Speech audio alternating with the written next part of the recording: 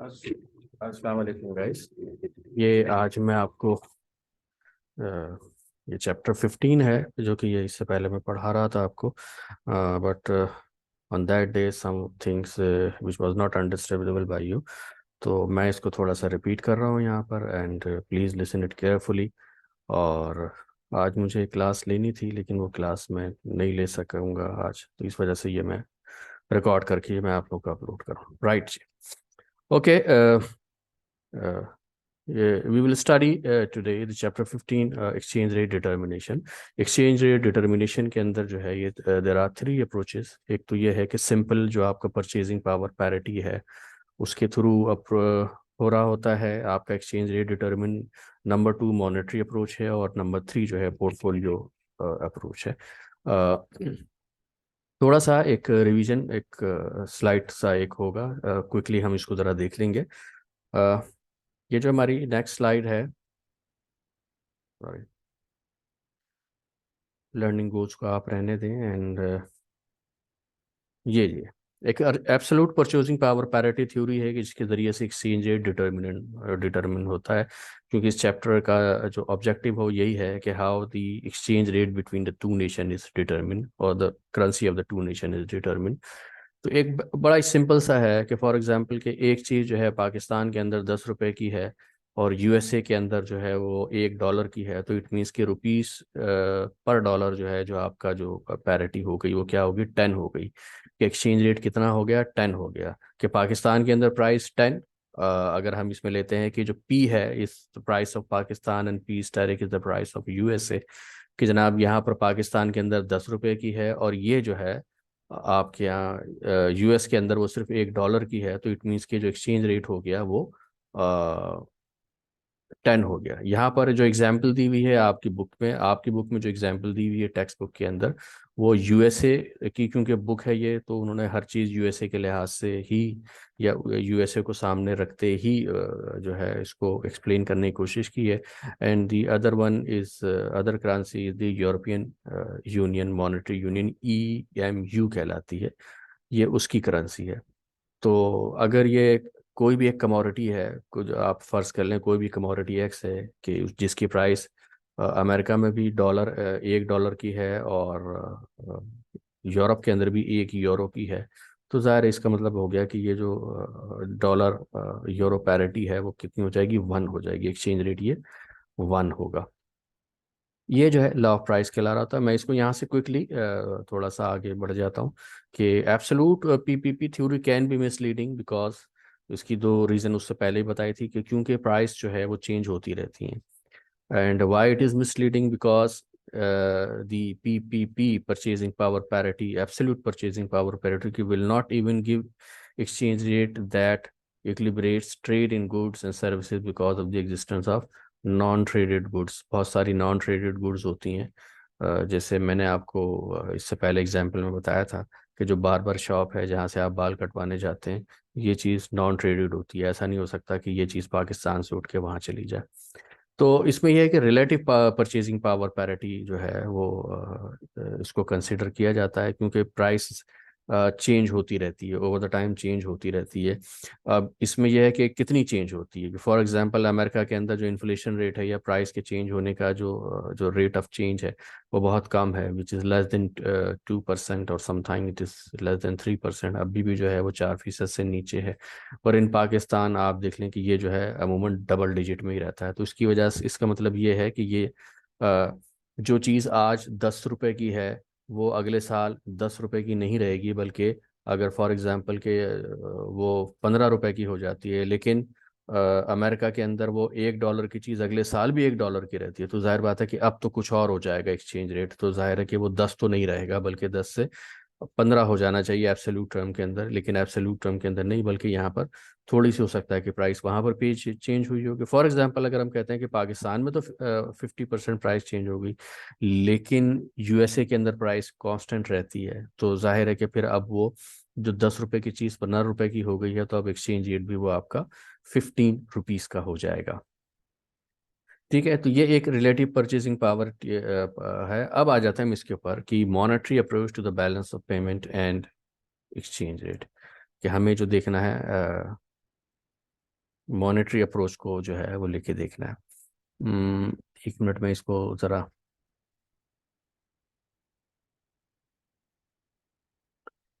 Okay जी, ये आपको share हो रही है स्क्रीन, ये मैंने इसको स्लाइड मोड पे कर दिया इस पे।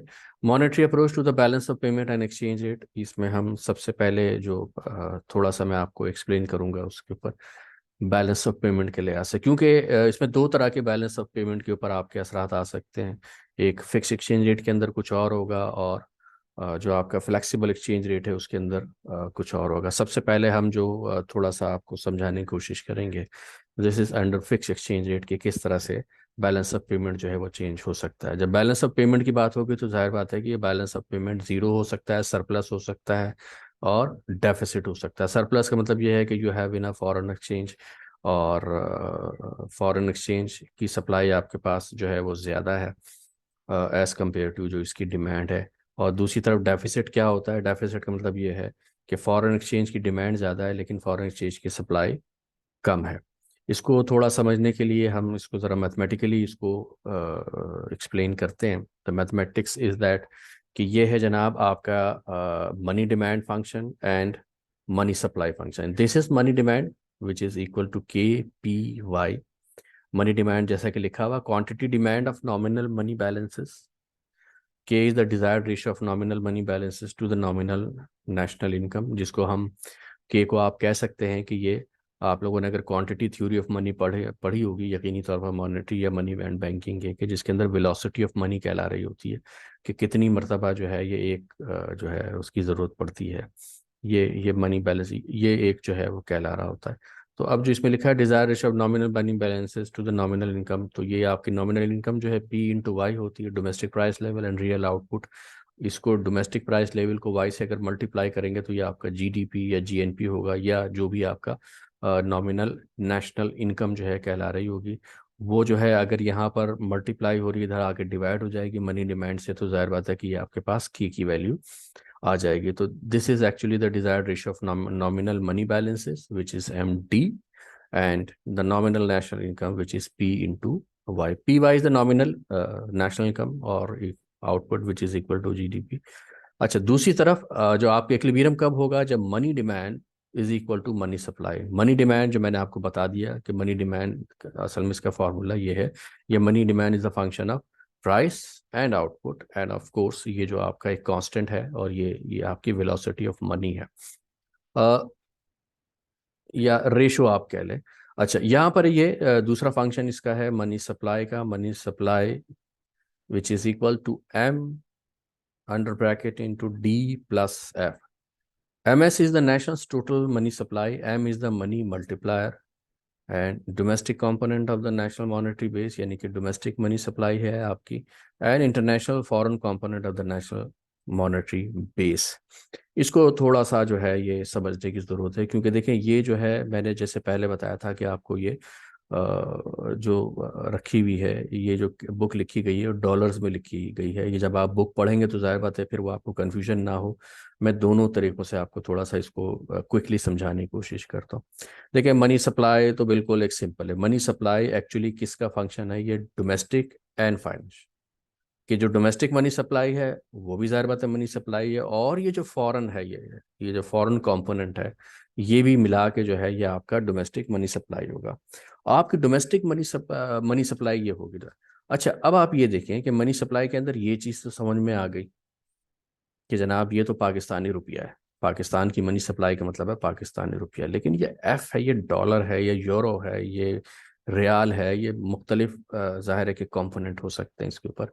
तो अब ये है कि आप रियाल के साथ ये नहीं कह सकते इनके पास कि जनाब के डॉलर आपके पास 500 है, मनी सप्लाई की 1000 है, तो फिर ये 1500 हो गई। जाहिर है कि डॉलर उसकी जो यूनिट ऑफ अकाउंट है वो अलग है, इसका यूनिट ऑफ अकाउंट जो है अलग है, एक्सचेंज रेट भी जाहिर है उसके साथ एक वेरी करता है। एक्चुअली ये जो एफ है ना, देखें आप यहाँ पे इंटरनेशनल और foreign component of the Nations monetary base, कि जनाब ये जो आपका जो पैसा है मुल्क का, आपका जो रुपया है वो दुनिया में और कहाँ कहाँ पर मौजूद है। ठीक है, जो कि जाहिर बात है कि ये अब मैं ये कहूँ कि नहीं जनाब पाकिस्तान का रुपया यूएस की मार्केट के अंदर मौजूद है, यूरोप के अंदर मौजूद है, इंडिया में मौजूद है, चाइना में मौजूद है, तो ये एक बड़ी अजीब सी बात लगेगी आपको। लेकिन अगर आप अमेरिका में बैठे हैं और अमेरिका के अपने आप को थोड़ा तस्वुर करें कि आप you are all are American US citizen and आपका जो है एक तो जाहिर बात है डॉलर ही डोमेस्टिक करेंसी भी है, फिर प्लस ये है कि आपने दुनिया भर में जो एसेट्स वगैरह खरीदे हुए हैं, कहीं पे इन्वेस्ट किया हुआ है, कुछ भी किया हुआ है, जाहिर बात है कि वो भी डॉलर के अंदर मौजूद है। और आप उसको अगर डॉलर में अगर मिसाल के तौर पर यूरोपियन अगर कोई है तो अगर वो यूरोप उसकी डोमेस्टिक करेंसी होगी और बाकी हो सकता है कि उसने यूरो वगैरह को पहले कन्वर्ट किया हो डॉलर में और फिर जो है क्या कहते हैं उसको इन्वेस्ट किया हो बाहर, तो जाहिर बात उसकी मनी सप्लाई तो हो गई है। इसलिए कि बहरहाल ये फॉरेन कंपोनेंट में के है इसके ऊपर के उसके पास उसके असासे मौजूद थे जो कि उसने वहाँ पे इन्वेस्ट किए हुए, या एक तरह से ये है कि जो कैपिटल मौजूद था उसने वहाँ बाहर जो है वो सप्लाई किया हुआ, तो इस तरह से ये आपका एक दोनों तरफ हो गए। अब इसमें से ये है कि फॉर एग्जांपल जैसे मैंने कहा कि आप अभी अपने आप को तस्वुर करें कि you are all American citizen, तो फिर ये आपका क्या है कि domestic money supply which is in terms of dollar and the foreign component of the national monetary base this is also in terms of dollar. तो ये आपका टोटल, ये आपका हाई पावर्ड मनी या आपका टोटल मॉनेटरी बेस कहला रहा होता है। अच्छा जी, अब इसके बाद इक्विलिब्रियम में क्या होगा कि मनी डिमांड जो होगी वो जाहिर है कि किसके बराबर होगी, मनी सप्लाई के बराबर होगी। ठीक है, मनी डिमांड जो है वो मनी सप्लाई के बराबर होगी। अच्छा, अब मैं कहता हूं कि जनाब जैसे यहाँ पर ये लिखा हुआ है, सॉरी मैंने ये लिखा नहीं, मैं आपको एक चीज़ और बताता हूँ कि एमएस को आप समझ लें कि this is actually money demand.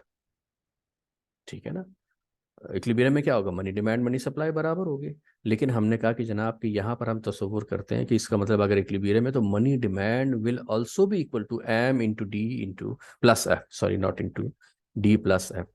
अब यह है कि मनी डिमांड बढ़ जाती है किस वजह से, इसलिए कि आपका आउटपुट इंक्रीज हो गया है। आउटपुट इंक्रीज हो गया है, आउटपुट इंक्रीज होने का क्या मतलब है कि जाहिर बात है कि आपकी मनी डिमांड बढ़ जाएगी, इनकम बढ़ गई है। अब इनकम बढ़ गई लेकिन डोमेस्टिक वाले कहते हैं कि नहीं जनाब हम तो ये नहीं बढ़ाएंगे डोमेस्टिक सप्लाई, तो अभी डिमांड पूरी कहाँ से होगी। तो इसका मतलब ये है कि एफ बढ़ेगा। एफ बढ़ने का क्या मतलब है कि डॉलर इनफ्लो होगा, फॉरेन एक्सचेंज इनफ्लो होगा। जब इनफ्लो होगा तो क्या होगा, आपका सरप्लस हो जाएगा। ये जो पहली स्लाइड के अंदर लिखा था कुछ इस तरह से है, सरप्लस डेफिसिट टेम्पररी, एक minute, a balance of payment surplus result from excess stock of money demand that is not satisfy the domestic monetary authority. क्योंकि हमने यही बताया ना इसके अंदर कि भाई डोमेस्टिक वाले तो कह रहे हैं कि हम नहीं बढ़ाएंगे, तो फिर जाहिर बात है कहाँ से पूरा होगा, एक्सचेंज रेट आपका फिक्स है, ये जरूर याद रखिएगा, एक्सचेंज रेट आपका फिक्स है। तो इसका मतलब यह है कि you have to increase the value of F, and how F is will be increase, it means the dollar or the foreign exchange will inflow in your country, then it is converted into the domestic currency, which is of course Pakistan rupees, and this a surplus will increase the total money supply. जब total money supply increase हो जाएगी तो it means कि you are meeting the money demand which was actually due to the increase in your GDP, right. अच्छा, अब अगर ये होता है कि मनी सप्लाई मनी डिमांड बढ़ गई, अब कैसे किया जाए। फिर कहा गया कि नहीं जनाब कि डोमेस्टिक तो बढ़ा दी जाएगी और इसको नहीं बढ़ाया जाएगा। तो फिर क्या होगा, उसकी वजह से कि मनी डिमांड बढ़ गई और फिर उसके बाद क्या हुआ कि डोमेस्टिक आपकी सप्लाई बढ़ जाती है। जब डोमेस्टिक जो है सप्लाई बढ़ जाती है तो इट मीन्स के रिलेटिवली एफ जो है वो कम रह जाता है, या फिर यह है कि आपका ये आउटफ्लो हो जाता है। ठीक है ना, क्योंकि डी प्लस एफ तो बराबर रहना है ना, ये बढ़ गया तो जाहिर बात है एफ क्या करना पड़ेगा, कम हो जाएगा। जब ये एफ कम किस तरह से होगा कि एफ जो होगा वो आउटफ्लो हो जाएगा।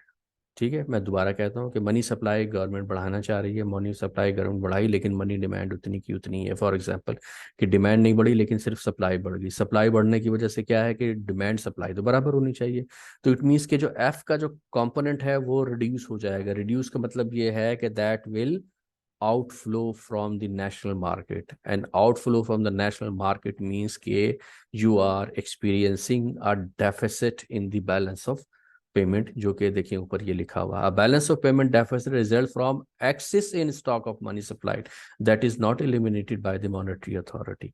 ठीक है, तो ये इसके पता the surplus deficit is temporary and self correcting in the long run except for the currency reserve nation, the nations will no control over its money supply in the long run under fixed exchange rate. ये इसमें बताया गया है। जो इसको जो last point लिखा है वो यही है इसके ऊपर कि अगर आपके पास या गवर्नमेंट के पास जो है मनी रिजर्व्स मौजूद है, चैप्टर 13 के ऊपर जाएं, जो मैंने लास्ट जो आप लोगों को लेक्चर जो है अभी ये आप लोगों को भेजा था, उसमें बताया था कि how you make a balance sheet और मेक ए टेबल ऑफ या measurement of balance of payment के, जिसके अंदर डेबिट क्रेडिट होता है, एक्सपोर्ट और trade off commodity, services trade, primary income, secondary income, etcetera etcetera. तो उसके अंदर एक चीज़ हमने बताया कि आखिर में एक चीज़ होती है रिजर्व्स। तो जाहिर है कि जब रिजर्व्स को जो है यहाँ पर काम में लाया जा सकता है कि इनफ्लो कैसे होगा, इनफ्लो तो नहीं हो रहा तो आपने फॉरेन रिजर्व्स को काम में लिया है, या फिर ये है कि जनाब अगर आपने डोमेस्टिक मनी सप्लाई बढ़ा दी है तो रिजर्व्स की फिर जो इतनी ज़रूरत नहीं रही और सारा ये आउटफ्लो हो जाता है।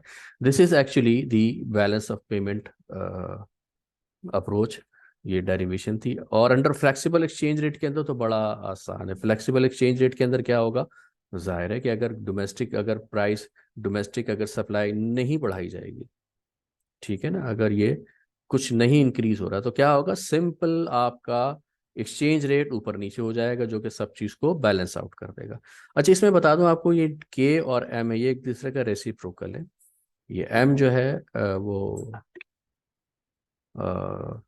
इसको हम कह सकते हैं कि एम इज दी, ये आपको यहाँ बताया हुआ ना मनी मल्टीप्लायर। ये अगर मैं ये कह दूं कि जनाब कि दिस इज 1/5 तो ये हो जाएगा 5, ठीक है। m is equal to 1/k एक तरह से, या k is equal to 1/m, जो भी आप कह लें, this is equal to them. अच्छा जी, इसके बाद जो आता है आपका, अच्छा फिर ये देखें आप, relative money supply and exchange rate का यही है कि जिस जिस तरह से मनी सप्लाई बढ़ रही है, एक्सचेंज रेट जो है वो बढ़ता चला जा रहा है। ये आपको ज़्यादा सही से जो समझ में आएगा मॉनेटरी अप्रोच से आएगा, जिसके अंदर कि सिर्फ और सिर्फ मॉनेटरी अप्रोच के जरिए एक्सचेंज रेट डिटर्मिनेशन होता है। इससे पहले जो हमने पढ़ा बैलेंस ऑफ पेमेंट का था, जिसके अंदर एक्सचेंज रेट पहले से फिक्स था, ठीक है। या फिर फ्लेक्सिबल है तो एक्सचेंज रेट ऊपर नीचे होता रहेगा, और ये जो लाइन है इस तरह से नहीं होगी, बिल्कुल सीधी हो जाएगी। ओके, अब हम आते हैं इसके ऊपर, monetary approach to the balance of payment and exchange rate की, एक्सचेंज रेट से कैसे डिटरमिन होता है। ये मैं क्विकली, ये चीज़ तो आप लोगों ने देख ली है कि P is equal to R into P asterisk and R is equal to this. ये ज़्यादातर जाहिर बात है कि ये जो नोटेशन है, या ये जो आपकी ये है equation, P is equal to R into P asterisk, R is the exchange rate, ये सबसे ज़्यादा यूज होती है। आप इस तरह समझ लें कि आपके बहुत सारे लोग होंगे जो बाहर रहते होंगे, वो हमेशा किस तरह से बताते होंगे कि भाई मिसाल के तौर पर कोई शेफ कतर के अंदर बैठा हुआ है, कतर का कह रहे हैं कि नहीं जनाब 70 रुपये जो है कि क्या है पाकिस्तान के साथ एक्सचेंज रेट है। तो बहुत सारे लोग आपके यहाँ इस तरह से होता होगा कि वो जो वहाँ बैठे हुए हैं वो कुर्बानी अपने यहाँ पे नहीं कर रहे, क्योंकि अभी बिल्कुल बकरीद गुजरी है, तो मैं इसी वजह से आपको एग्जाम्पल देता हूँ उसके ऊपर कि भाई वहाँ पर जो है अगर बकरा लिया जाएगा तो फिर पता लगा कि वो 1,000 रियाल का होगा, जो कि है 1,000 रियाल का मतलब हो गया 70,000 रुपए।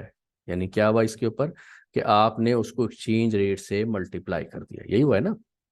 ये अगर मैं पी कह दूं, ये कतर की प्राइस है, और पाकिस्तान की प्राइस क्या होगी, पाकिस्तान की प्राइस जो स्टेरिक है मल्टीप्लाइड बाई यहाँ आपने इसको एक्सचेंज रेट से मल्टीप्लाई कर दिया कि 70,000। तो फिर कहते हैं यार 70,000 में एक बकरा वहां पर आएगा और यहाँ पर जो है शायद दो आ जाए, तो बेहतर ये है कि यहीं पे करवा लिया जाए, ठीक है। तो लोग सबसे ज्यादा इसको नजर में रखते हैं। लेकिन R is equal to P upon P asterisk, जो कि एक्सचेंज रेट हम पढ़ते चले, मनी डिमांड इससे पहले हमने पढ़ लिया, is equal to K into GDP।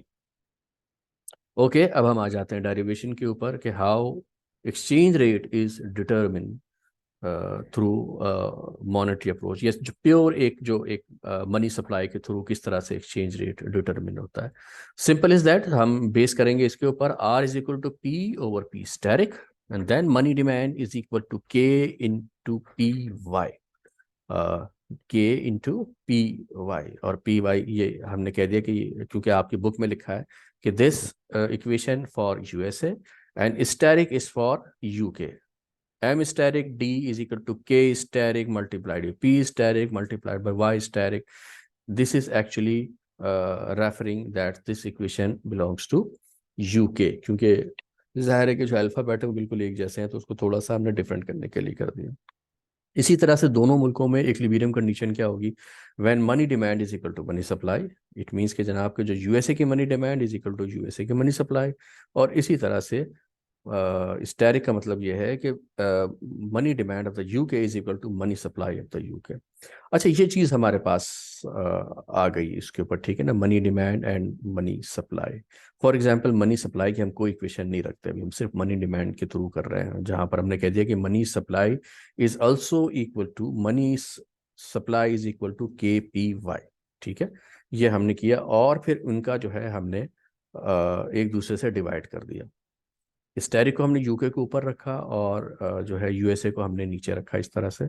तो आप देख लें कि मनी सप्लाई जो मनी डिमांड की जगह मनी सप्लाई हो गया, और जैसे ये है मनी डिमांड की जगह मनी सप्लाई आ गया, और बाकी ये जो हमने मनी डिमांड के राइट हैंड साइड थी वही हमने यहाँ पर इसके राइट हैंड साइड पे लग दिया, उसको डिवाइड भी इसी तरह से कर दिया। यहाँ पर भी के स्टेरिक है तो के है, पी स्टेरिक है तो यहाँ पी है, और वाई स्टेरिक है तो यहाँ पे वाई है। ओके जी, अब हम इसको सॉल्व करते हैं थोड़ा सा। जरा मैं इसको डायरेक्ट कर लिया है कि हुआ ये है कि जो ये लेफ्ट हैंड साइड के ऊपर एम एस लिखा हुआ है, हम इसको राइट हैंड के ऊपर ले आते हैं। किस तरह से होगा, ये क्रॉस मल्टीप्लिकेशन के जरिए से होगा कि जो यहाँ पर डिवाइड हो रही है तो वहां जाके क्या हो जाएगी, मल्टीप्लाई। और ये देखें यहाँ पर आके एम एस मल्टी, यहाँ पे नीचे था यहाँ ऊपर आ गया। इसी तरह से ये एम स्टेरिक यहाँ ऊपर था, ये इधर नीचे आ जाएगा, ये नीचे आ गया। प्राइस को हमने दूसरी जगह पर कर लिया है, प्राइस जो पहले यहाँ पर ये नीचे था यहाँ ऊपर आ गया, देखिए इधर ऊपर आ गया। और ये स्टेरिक जो प्राइस ऊपर था यहाँ पर नीचे आ गया। तो यानी कि ये price ratio is equal to M S of United States multiplied by K into Y of UK. इसी तरह से नीचे जो है वो क्या है कि M S money supply of the United Kingdom multiplied by K and Y of the United States. और ये पी अपॉन पी स्टेरिक क्या है, वो ये है, ये आपका एक्सचेंज रेट है। ठीक है ना, एक्सचेंज रेट हमने इसकी जगह पर एक्सचेंज रेट लिख दिया। अब एक्सचेंज रेट के अंदर देखिए क्या चीज़ है, हमारे पास दो कंपोनेंट आ सकते हैं, money supply divide by money supply, और के वाई और के वाई इसको हम अलग कर लेते हैं। इस डेरिवेशन से एक चीज़ जाहिर हो रही है कि ये के कांस्टेंट होता है, और फॉर एग्जांपल ये वाई भी कांस्टेंट है, ये भी कांस्टेंट है, शॉर्ट रन के अंदर कांस्टेंट ही होगा, एक साल के अंदर तो कांस्टेंट होता है। लेकिन एक्सचेंज रेट किस तरह से चेंज होगा, मनी सप्लाई के चेंज होने की वजह से। अगर मनी सप्लाई ऊपर वाला चेंज होता है ज्यादा एज कंपेयर टू ये जो नीचे वाले मनी सप्लाई का, तो इसका मतलब एक्सचेंज रेट बढ़ जाएगा। यानी कि अगर अमेरिका का मनी सप्लाई बढ़ता है ज्यादा, ये बढ़ता है 10% से और ये बढ़ता है 5% से फॉर एग्जांपल, ठीक है, तो फिर जाहिर है कि वो थोड़े एक्सचेंज रेट जो है वो बढ़ जाएगा। ठीक, एक्सचेंज रेट किस तरह से बढ़ेगा, यहाँ पर जो आपकी बुक में लिखा है कि ये यूएस डॉलर पर यूरो। ठीक है, अगर यूएस डॉलर पर यूरो जैसे हमने इससे पहले देखा था 1 to 1 था, देखा था ना हमने इससे पहले, जो बिल्कुल जो शुरू की जो स्लाइड थी उसके ऊपर हमने देखा था। मैं इसको दोबारा दिखा देता हूँ, 1 मिनट।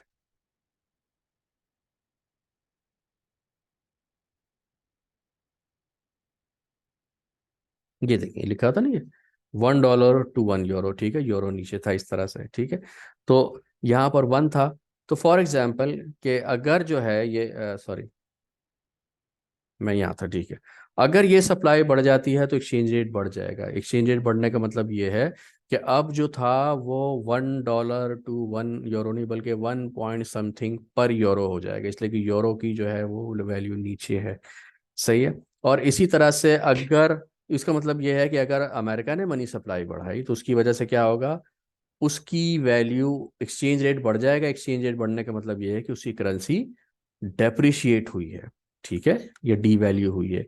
इसी तरह से अगर और यानी कि अमेरिका की करेंसी डेप्रिशिएट हुए अगेंस्ट यूरो, यानी कि यूरो महंगा हो गया, ठीक है ना, यूरो थोड़ा महंगा हो गया है।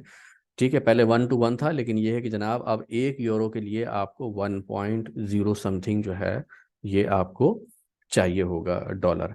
इसी तरह से अगर ये है कि ये नीचे वाला जो एम स्टैरिक है अगर ये बढ़ जाएगा तो एक्सचेंज रेट क्या हो जाएगा, कम हो जाएगा। फॉर एग्जाम्पल पहले 1 था, अब ये इसके बढ़ने की वजह से, यूरो की सप्लाई बढ़ने की वजह से क्या हो गया, 0.9 हो गया है। तो इट मीन्स के पहले जो है एक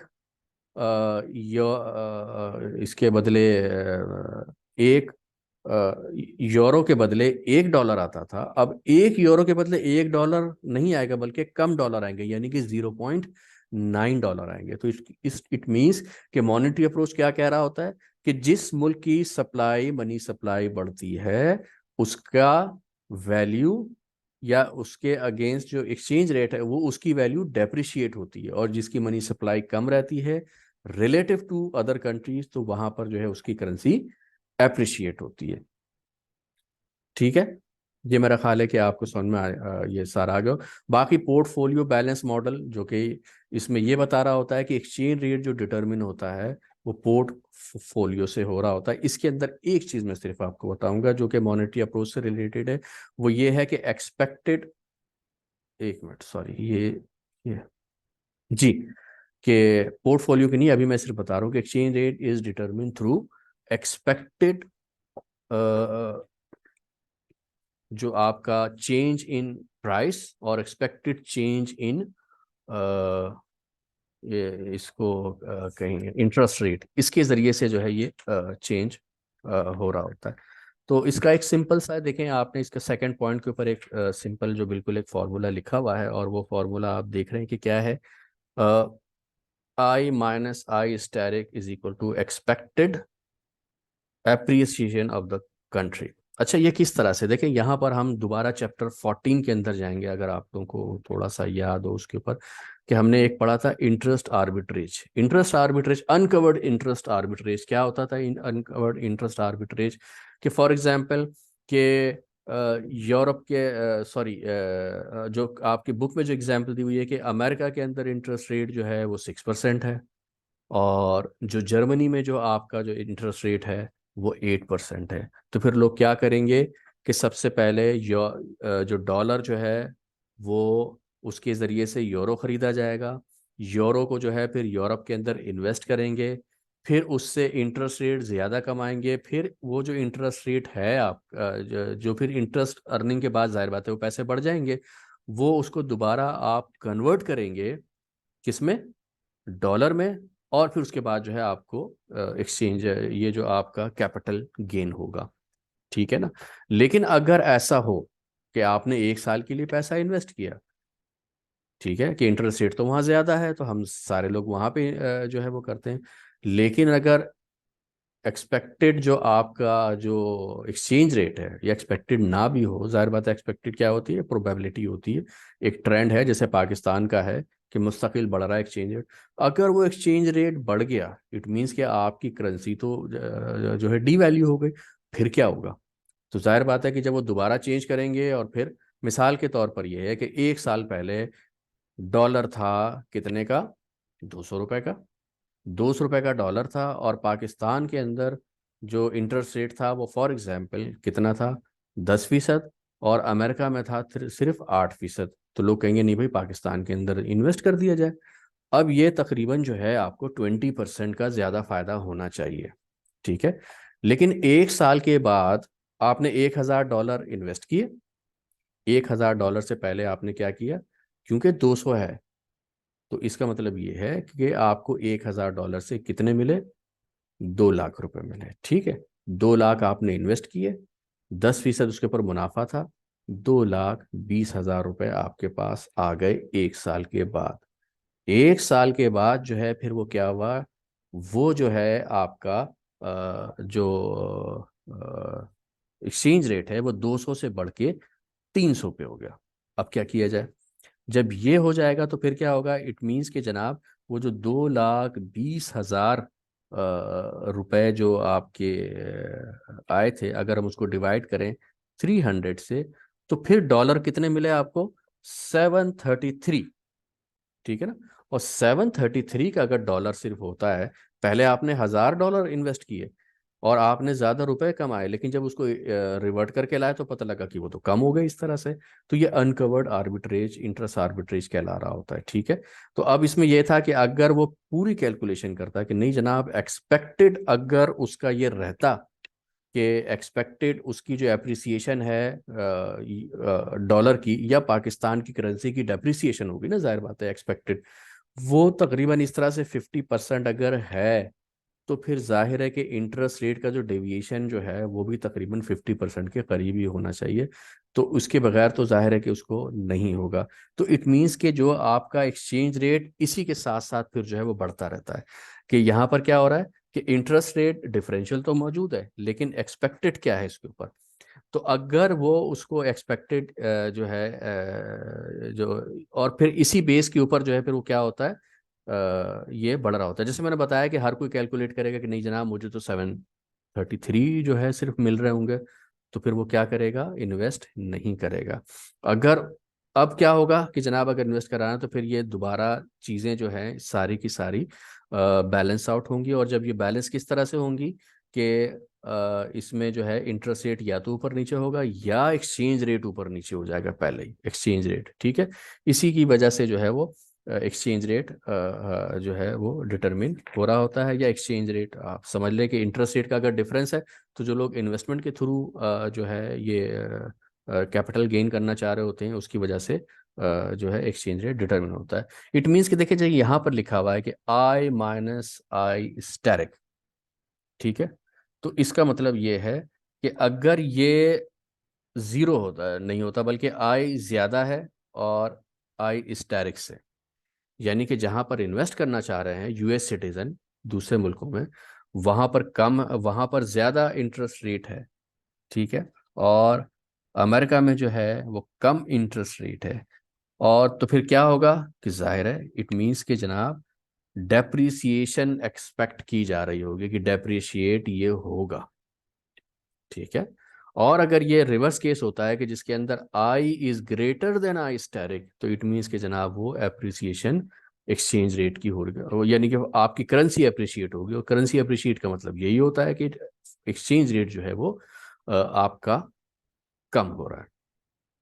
तो ये जनाब थी पोर्टफोलियो बैलेंस अप्रोच, जो है मैं इंशाल्लाह कल जब क्लास होगी उसके अंदर आपको एक्सप्लेन करूंगा। ओके जी, अगर कोई भी सवाल हो तो आप जो है मुझे आप जो है ये व्हाट्सएप पे या इंशाल्लाह जब भी क्लास हो उसमें आप ज़रा पूछ सकते हैं। Thank you.